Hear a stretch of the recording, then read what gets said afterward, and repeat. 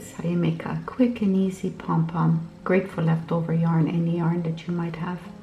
So first take about 2.5 feet yarn and cut it. And then just have it close by. Then take like a little notebook or something, should be the width of your hand. And starting at the top,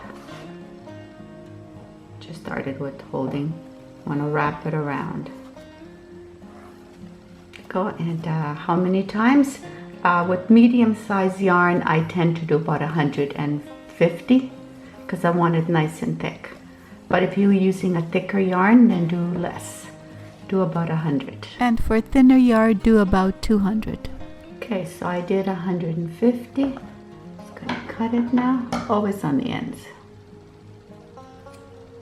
Okay, now comes the hard part. We gotta get it off, slide it off. So the nice thing about using a soft one, you can kind of curl the notebook and slide it off. All right, sliding it off.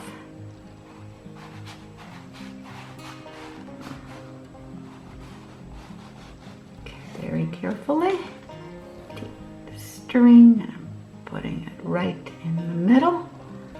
And then we're going to tie it. And just put a double knot in it.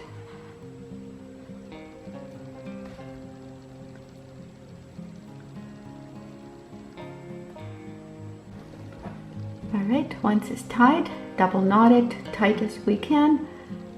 Leave this hanging down and we take our fateful scissors and just cut at the very top.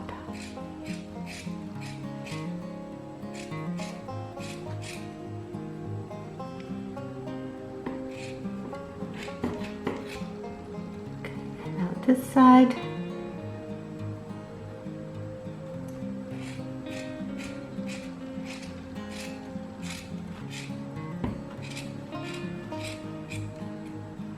There we go, and just fluff it up.